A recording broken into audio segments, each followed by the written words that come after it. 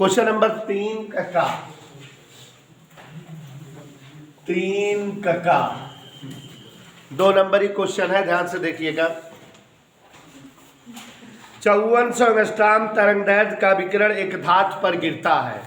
किसी धातु पर आपतित होने वाले विकिरण की तरंगदैर्घ्य 5400 एंगस्ट्रॉम है प्यारे बच्चों, और उस धातु का कार्यफलन W दिया हुआ है 1.9 इलेक्ट्रॉन वोल्ट। आपको बेटा उत्सर्जित इलेक्ट्रॉन की गतिज ऊर्जा E के बताना है और निरोधी विभव V नॉट बताना है। आप अभी अभी ताजा पढ़े थे प्रकाश वैद्युत प्रभाव का समीकरण, और प्रकाश वैद्युत प्रभाव के समीकरण को ही ध्यान से देखो जरा, उसी का ये क्वेश्चन है प्रकाश वैद्युत प्रभाव समीकरण का। तो प्रकाश वैद्युत प्रभाव समीकरण क्या होता है मीना बेटा? प्रकाश वैद्युत प्रभाव समीकरण, ध्यान से देखो, किसी सतह पर आपतित फोटॉन ऊर्जा बराबर कार्यफलन ऊर्जा प्लस गतिज ऊर्जा, यही है ना बेटा? तो हम लोग E का जगह लेमडा दिया है तो hc/लेमडा का यूज करेंगे, और बेटा W 1.9 इलेक्ट्रॉन वोल्ट दिया है, E के अपने आप आ जाएगा। E के कैसे आएगा प्यारे बच्चों? E के बराबर ये इधर ट्रांसफर कर दो, hc/लेमडा माइनस 1.9 इलेक्ट्रॉन वोल्ट। विकरालता बेटा कैलकुलेशन देखो, H 6.6 × 10 की घात -34, C 3 × 10 की घात 8, लेमडा 5400 एंगस्ट्रॉम 1.9 इलेक्ट्रॉन वोल्ट का मतलब 1.6 × 10 की घात -19 जूल। इसी को बच्चों हल कर ले। 2 नंबर का प्रश्न है तो थोड़ा कैलकुलेशन तो टेक्निकल रहेगा ही, तो ध्यान से देखिएगा जरा। दशमलव हटा दे, 0 बढ़ गया। आप सभी को पता है 6 से ऊपर नीचे कट जाएगा। 6 ग्राम में 66 × 3 और यहाँ 6 9 54,000। ठीक है ना बेटा, समझ रहे हो? 10 की घात इकट्ठा कर लो, 10 की घात 34 प्लस 8 ऋण 10 ऊपर गया धन 10 माइनस इन दोनों का गुणा कर लो, 16 9 144, 4 8 14, 16 कम 16 14 30। आमिर खान कोई दिक्कत देगा? 3 3 9 11/3 गुणे, यहाँ देखो बेटा 10 8 18, 34 में 18 गए -16, 3 और -19। अच्छा बैठे रहो बेटा सब लोग। -3.04 × 10 की घात 19।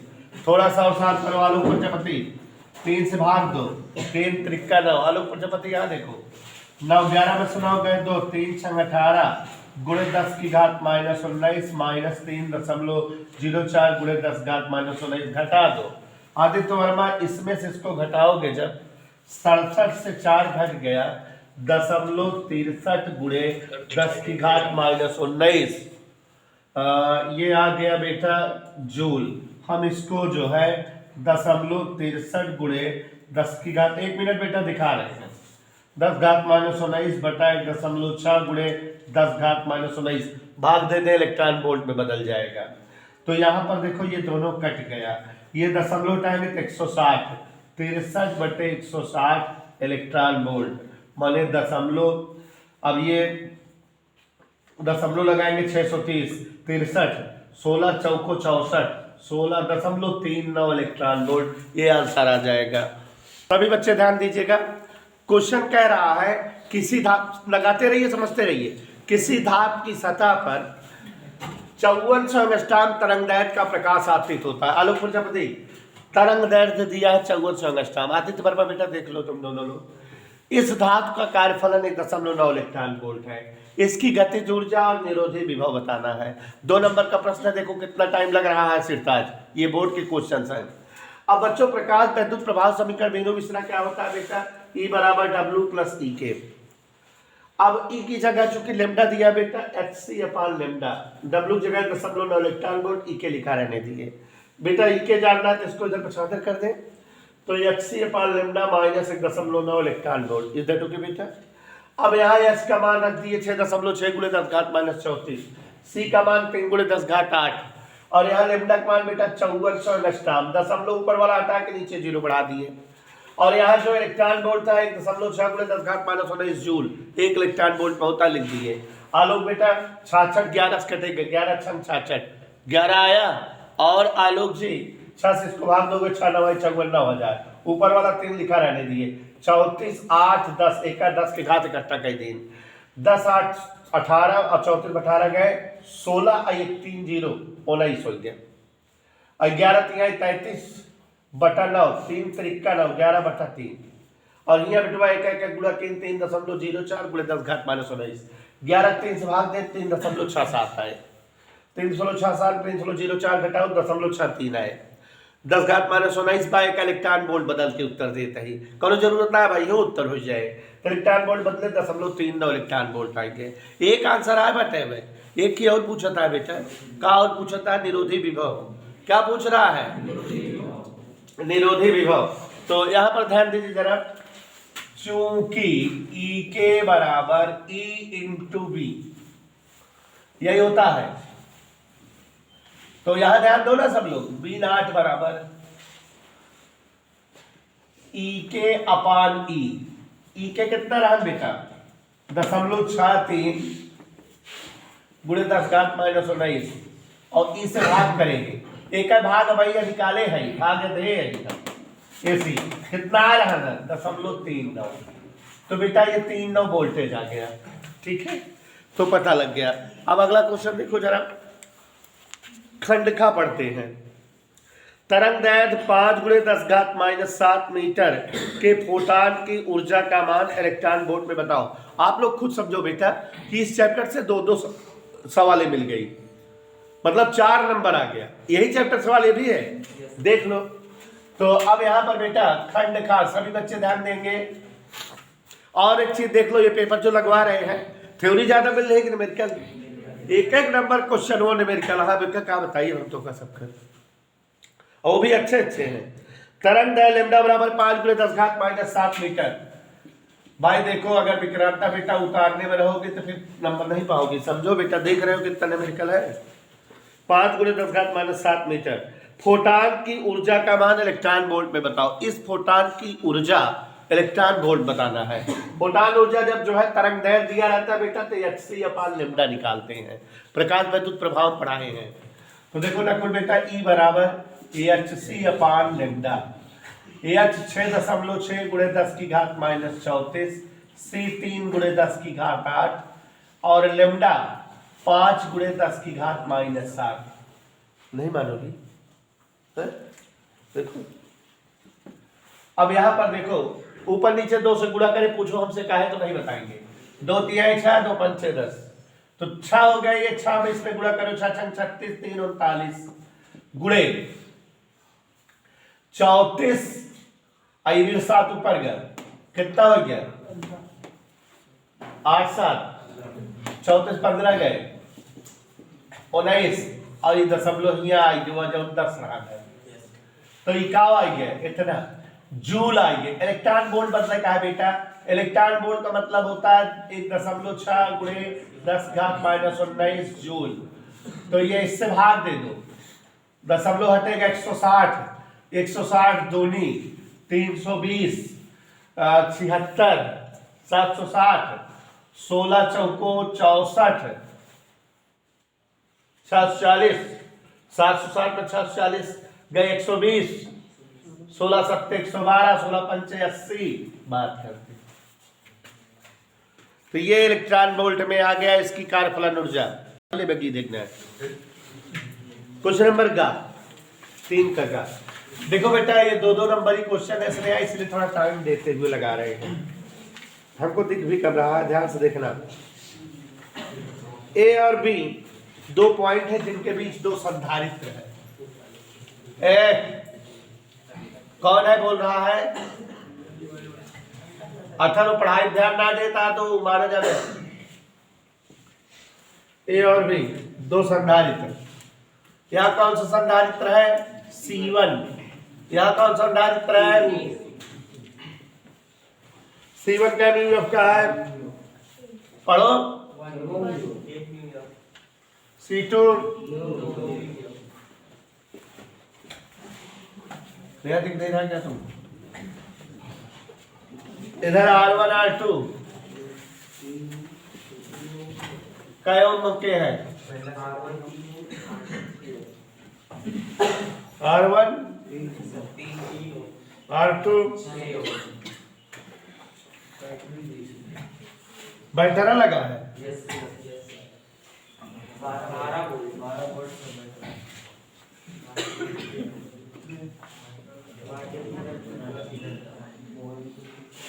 अच्छा उल्टा लगा है।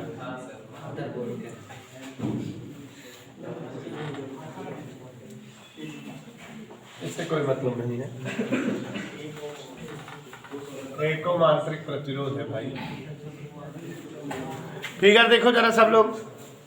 अथर्व के सिंह फिगर देखिए, कुछ समझ में आया? अच्छा इस टाइप पे पूछा है, प्रत्येक संधारित्र में संग्रहित आवेश, कई खंड पूछा है, ए व बी के बीच विभवांतर, हर संधारित्र में कितना जो है आवेश है और कितना विभवांतर जो है बनेगा, यही बताना है। चलो देखते हैं बेटा।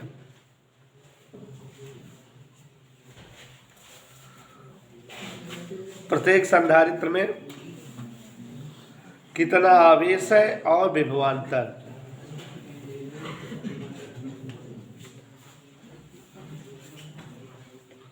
चलो रह जाओ, आवाज नहीं।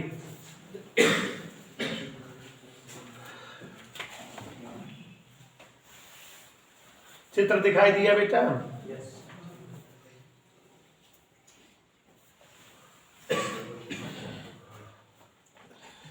देखो जरा इधर, ये दोनों संधारित्र किस क्रम में है? समांतर क्रम में है। समांतर और श्रेणी थोड़ा सा जो है कंफ्यूजन करता है। यहाँ ए और बी कर दिया, माने इस तरफ अलग फिगर है और इस तरफ अलग फिगर है। अगर यही दोनों पॉइंट ना होता तो दोनों श्रेणी क्रम में, ये दोनों भी श्रेणी क्रम में हो जाते। यही जो बीच बीच में पॉइंट बना दिया इसीलिए डिस्टर्ब कर दिया। तो ये इधर परिपथ इधर वाला है, इधर परिपथ इधर वाला, तो ये अलग परिपथ है, ये अलग परिपथ, दोनों परिपथ एक दूसरे क्या है? समांतर। ठीक है। और समांतर परिपथ जब दोनों इधर और इधर वाले समांतर हैं तो समांतर परिपथों में क्या समान होता है? विभव। श्रेणी परिपथों में धारा समान होती है, समांतर परिपथों में विभव। जो विभव इस परिपथ का होगा वही इस परिपथ का होगा, वही शामिल टोटल विभव होगा। इधर क्लियर? अब यहाँ पर थोड़ा सा ध्यान देना है, अलग अलग। अगर अभी तुल्य संधारित्र की धारिता निकाले, तुल्य धारिता दोनों किस क्रम में है? समांतर क्रम में। तो देखो जरा, तुल्य धारिता C बराबर C1 प्लस C2। तुल्य धारिता क्या आएगी? C बराबर C1 प्लस। समांतर संयोजन का सूत्र क्या होता है? C बराबर C1 प्लस C2। तो 1 प्लस 2 3 में हुआ, तुल्य धारिता आ गई। ठीक। तुल्य प्रतिरोध, तुल्य प्रतिरोध देखो जरा गौर से। तुल्य प्रतिरोध ये दोनों किस क्रम में है? तो 1/R बराबर 1/3 प्लस 1/6 कितना आ जाएगा? 1/R बराबर 3 और 6 का लघुत्तम 6, 3 दूनी 6, 6 कम 6, 3/6।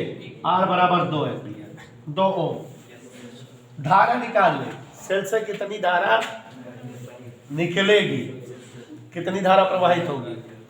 तो अब यहां पर देखो जरा, I बराबर E/R प्लस R, तो E/R प्लस R यही फार्मूला है। एक एक स्टेप थोड़ा थोड़ा कर रहे हैं, थोड़ा थोड़ा समझते जाइए। E 12 वोल्ट, R 2 ओम यहाँ है, 1 ओम वहां है, ये आंतरिक प्रतिरोध के रूप में, और तुल्य प्रतिरोध 2 ओम है। तो ये 12 को 3 से भाग देंगे, 4 एम्पियर की धारा। तो परिपथ में क्या एम्पियर धारा है बेटा? 4 एम्पियर धारा निकलेगी जब यहाँ से 4 एम्पीयर धारा ऐसे, यहाँ 4 एम्पीयर धारा निकली, तो ये दोनों संयोजनों में धारा का मान बटेगा। बटेगा कैसे? क्योंकि दोनों समांतर संयोजन में, इसलिए दोनों परिपथों के लिए धारा अलग अलग रहेगी। इधर वाले के लिए अलग रहेगी और इधर वाले के लिए अलग, लेकिन विभवांतर समान रहेगा। तो अब यहाँ पर जो है विभवांतर निकाल ले। तुल्य प्रतिरोधो हेतु विभवांतर B बराबर I इंटू आर। धारा हमें पता है कितना आ रही है, 4 एम्पीयर, और दोनों का तुल्य प्रतिरोध हमें पता लग चुका है, तुल्य प्रतिरोध 2 ओम। तो ये जो है तुल्य विभवांतर या A और B के बीच का विभवांतर आ गया। किसका विभवांतर आ गया? और यही इधर का भी विभवांतर होगा और यही, ठीक है, यही इस साइड का भी विभवांतर होगा, यही पक्का बेटा। विभवांतर पता लग गया हमसे, जो है एक आंसर आ गया, कह रहा था विभवांतर बताओ, आ गया। दूसरा कह रहा है दोनों संधारित्रों में संग्रहित आवेश। तो पहले संधारित्र हेतु, पहले संधारित्र हेतु देखो जरा फिगर समझो, इधर और इधर दोनों फिगर के लिए विभवांतर बराबर हो गया, कितना आ गया है? समांतर संयोजन में जो अलग अलग विभवांतर होता है वही शामिलात होता है, या जो शामिलात होता है वही अलग अलग होता है। तो माने इसका विभवांतर 8 वोल्ट, C1 हेतु V बराबर 8 वोल्ट। हमको चाहिए का Q1 आवेश, संग्रहित आवेश पूछ रहा था। Q बराबर क्या सूत्र होता है? CB। तो C1V, C1 कितना है? 1, V कितना है? 8, तो 8 म्यू C पहले पर आवेश आ गया। और दूसरे पर आवेश बेटा Q2, C2V, C2 कितना है? 2, और V कितना है? तो 16 म्यू C। समझ आया बेटा? ठीक है, तो एक बार फिर से देख लीजिए जरा। सबसे पहले सिस्टमेटिक वे में किया, इधर और इधर एक परिपथ ये ऐसे है, एक परिपथ ऐसे है, दोनों परिपथों का समांतर संयोजन है। तो तुल्य जो है संधारित्र की धारिता आ गई 3 म्यू, तुल्य जो है प्रतिरोध आ गया 2 ओम का। अब अगर हम सेल से धारा निकालना चाहे तो धारा I बराबर E बटा R प्लस R के हिसाब से 4 एम्पीयर आ गई। तो इस परिपथ पे और इस परिपथ पे जब यहाँ से धारा आएगी 4 एम्पीयर, तो दोनों के शामिलात में 4 एम्पीयर की धारा बहेगी। तो शामिलात का वोल्टेज 4 दूनी 8 वोल्ट, मतलब इन दोनों में 8 वोल्ट का वोल्टेज खर्च होगा और बाकी यहाँ खर्च हो गया होगा। यही तो बात है। तो अब यहाँ जब 8 वोल्ट का वोल्टेज आए, इस शामिलात का A और B के बीच का वोल्टेज बताना था हमें, A और B के बीच का वोल्टेज बताओ, एक आंसर आ गया। फिर बेटा ये इधर वाला परिपथ और इधर वाला परिपथ दोनों समांतर संयोजन जोड़े हैं, जिसका विभवांतर 8 वोल्ट आया है। समांतर संयोजन में विभवांतर सेम होते हैं, तो इसका मतलब इस साइड का विभवांतर 8 वोल्ट और इस साइड का भी विभवांतर 8 वोल्ट, माने C1 हेतु विभवांतर 8 वोल्ट और C2 हेतु विभवांतर 8 वोल्ट। तो C1 के लिए आवेश आ गया, C2 के लिए आवेश आ गया। इधर टोके बेटा ओके, आगे बढ़ते हैं। चलिए खंड, सोचो 2 नंबर का सवाल है लेकिन 4 नंबर की बुद्धि लगानी पड़ रही है। हाँ, घा पोलोराइडों से समतल ध्रुवित प्रकाश की जांच आप कैसे करेंगे? देखो बच्चों, जैसे कुछ क्वेश्चन ऐसे भी आते जाएंगे जो चैप्टर अभी आप नहीं पढ़े हो। तो पोलोराइड अभी आप पढ़े नहीं हो तरंग वाले में, और एक चीज़ और, पोलोराइड वाला चैप्टर पूरा कोरोना से डिस्टर्ब हो गया है, मतलब हट गया है पोलोराइड का। पोलोराइड ध्रुवण वगैरह था, हम मगर पढ़ा देंगे आपको, तरंग पढ़ा ही रहे हैं ना, तो 2-3 दिन में पहुंच जाएंगे वहाँ तक। तो जो आप नहीं पढ़े उसको छोड़ देना, जगह उतना, इसके लिए जो है 7-8 लाइन छोड़ देना, ठीक। अथवा वाला देखो करा रहे हैं। किसी दूरदर्शी की विभेदन क्षमता किस प्रकार बढ़ाई जा सकती है, इसके विभेदन सीमा के लिए सूत्र लिखो। तो ध्यान दीजिएगा, घा का अथवा वाला प्रश्न, घा का अथवा वाला प्रश्न। पोलोराइड जो है कोर्स से हट गया है, ठीक है, लेकिन हम पढ़ा देंगे तरंग में। तरंग का लास्ट चैप्टर है पोलोराइड ध्रुवण, हाइगेंस की खोज है। चलिए अथवा वाला प्रश्न, कह रहा दूरदर्शी की विभेदन सीमा और विभेदन क्षमता। भूल गए होगे, याद नहीं होगा, याद दिला रहे हैं। यहाँ ध्यान समझिए, कोई भी प्रकाशिक यंत्र, क्या बोले हम, कोई भी प्रकाशिक यंत्र चाहे दूरदर्शी हो चाहे सूरदर्शी हो, दो निकटवर्ती वस्तुओं का प्रतिबिंब, जैसे जो बहुत नजदीक नजदीक वस्तुएं रखी होती हैं, उसको किसी यंत्र से देखो तो दोनों का प्रतिबिंब एक ही जगह जो है दिख रहा है, अलग अलग नहीं दिखता। तो अब अगर प्रकाशिक यंत्र का ऐसा सेटलमेंट करें कि दो निकटवर्ती वस्तुओं का प्रतिबिंब दूर दूर या अलग अलग दिखे, तो वह क्षमता दूरदर्शी या उस प्रकाशिक यंत्र की विभेदन क्षमता कहलाती है, अलग अलग करने की क्षमता। और जितनी कम से कम दूरी पर रखी वस्तुएं अलग अलग प्रतिबिंब प्रकाशिक यंत्र द्वारा मिलता हो या दिखता हो, वह जो है सीमा विभेदन सीमा कहलाती है। विभेदन सीमा और विभेदन क्षमता दोनों एक दूसरे के व्युत्क्रम अनुपाती होती है, उल्टा होती है। किसी उपकरण की विभेदन सीमा जितना कम होती है, उस उपकरण की विभेदन क्षमता उतना ज्यादा होती है। हमको विभेदन सीमा और विभेदन क्षमता दो उपकरणों की पढ़नी होती है, सूक्ष्मदर्शी की और दूरदर्शी की। एक बार फिर से, दो निकटवर्ती वस्तुओं के प्रतिबिंब को अलग अलग प्राप्त करने की क्षमता दूरदर्शी की विभेदन क्षमता कहलाती है।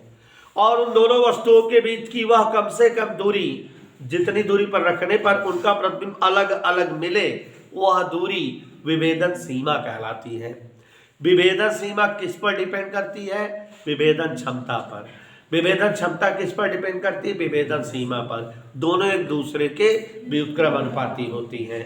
विभेदन सीमा जितना अधिक होती है, विभेदन क्षमता उतना कम होती है। इधर क्लियर?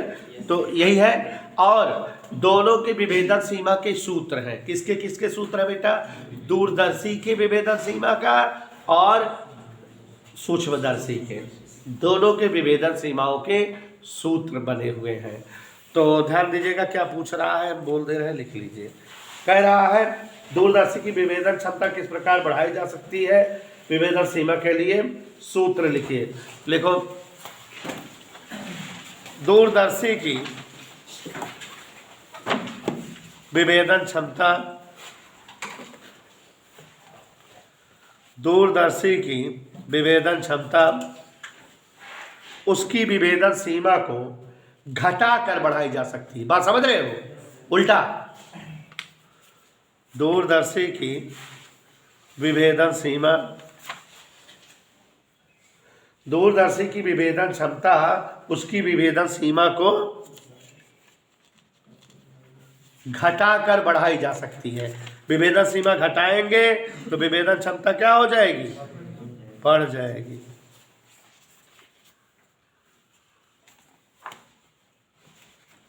ठीक है बेटा? नई लाइन से, दूरदर्शी की विभेदन सीमा, दूरदर्शी की विभेदन सीमा बराबर 1.22 लैम्डा अपान डी। विभेदन सीमा बराबर 1.22 लैम्डा अपान डी। किसका सूत्र है? क्वेश्चन एक बार फिर से समझिए। विभेदन सीमा का सूत्र क्या होता है बेटा? 1.22 लैम्डा अपान डी।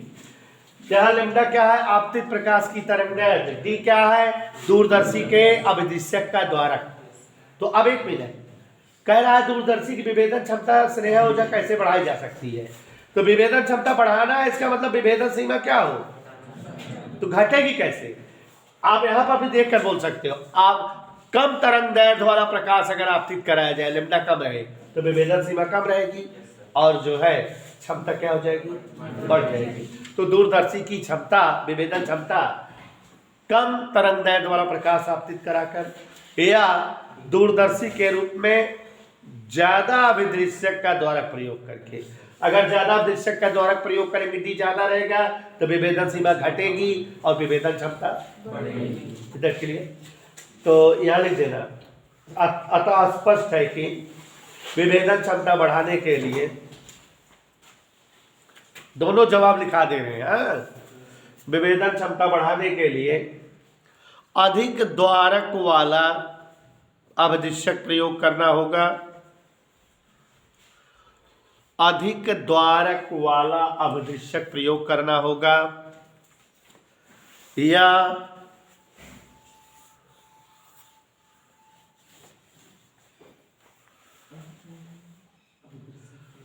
कम तरंग दैर्ध्य का प्रकाश आपतित कराना होगा।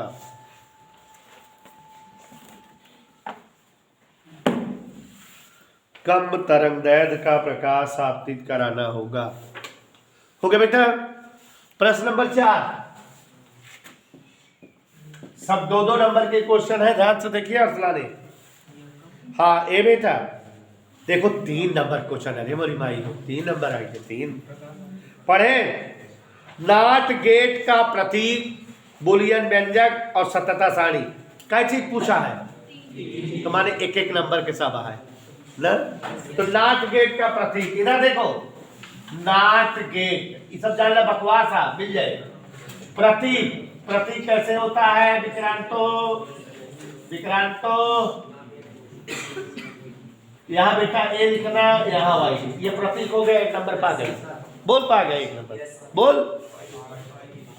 फिर उसके बाद बुलियन व्यंजक, इसका बुलियन व्यंजक देख लो, नहीं तो हम अभी लिख रहे हैं तो आपको सरल लग रहा है। आप नाट गेट पूछत लिख आर के, आर पूछत लिख आर के लिख के बता देते, कंफ्यूजन रहा था जब वो में एमुर उमुर याद आवत। बुलियन व्यंजक नाट ए इक्वल वाई, सततता सारणी देखा कितना 54 का है। इस सवाल आवे 3 नंबर से सुलझाई मिल जाए।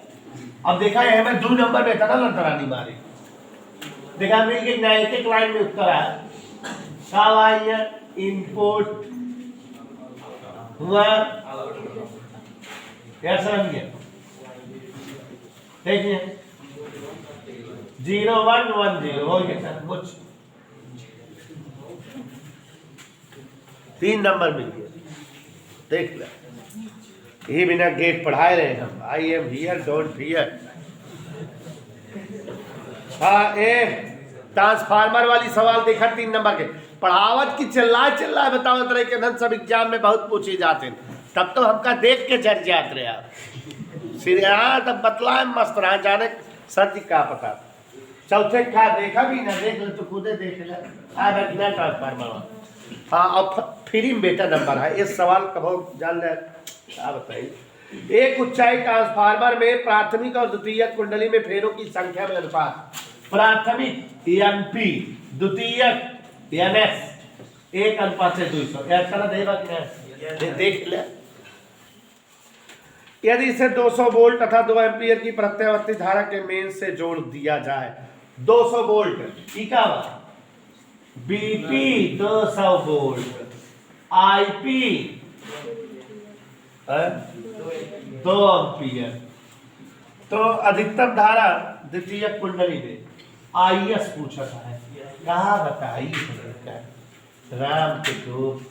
एनपी बटा एनएस बराबर क्या होता है, 1 मिनट, एनपी बटा एनएस बराबर बीपी बटा बीएस, आरपी बटा आरएस, लेकिन आई वाला पलटी हो जाए, आईएस बटा आईपी, ये तो याद है ना, याद देखा, एनपी बटा एनएस, आईएस, आईपी, आई के किनारे, आईएस बराबर 1.01 एम्पियर होई।